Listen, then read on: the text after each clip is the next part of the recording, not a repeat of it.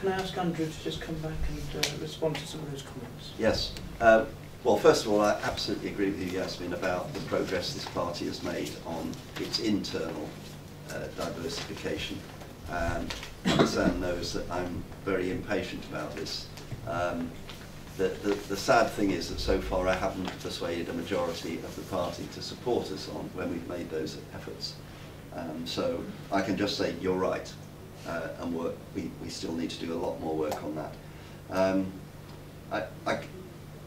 I can hardly say how much I agree with a large part of what you said, though you've raised an interesting issue about Saudi Arabian money, which I will take away to think about carefully before making any comment.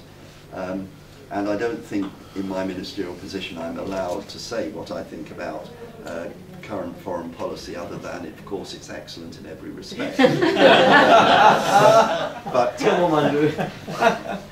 But I mean, this party was the one political party which rejected the illegal invasion of Iraq, and the consequences we're still paying for those consequences, and so much more importantly are the people of Iraq still paying for those consequences. So I think you certainly touched a chord with me there.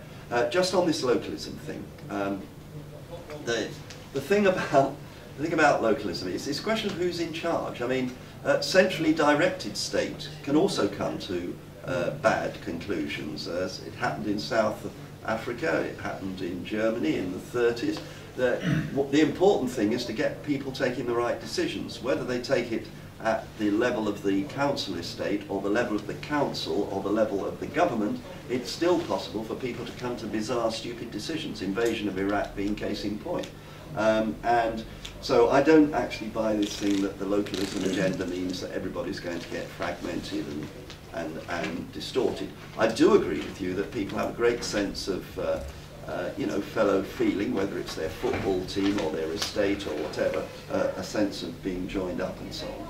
But that is a strength as well as a potential threat and a potential weakness.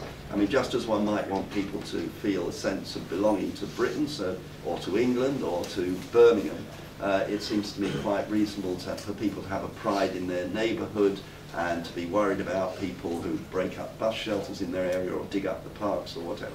So it's not a negative thing to bring that sense of personal involvement and responsibility into what happens at local level. And so many of these alienated communities, particularly the alienated white communities, where I've perhaps got more experience than of minority ethnic communities, actually they wait for other people to provide their solutions.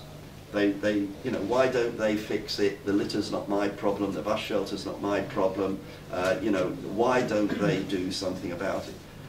A large part of this localism thing is about saying, well, hang on guys, some of this stuff you can do.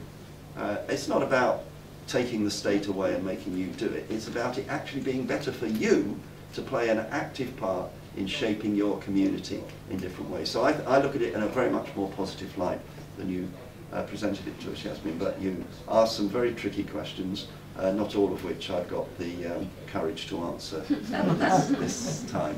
Will you excuse me now if I go off? I'm very sorry about this. Can I just say thank you very much, Andrew, for coming in.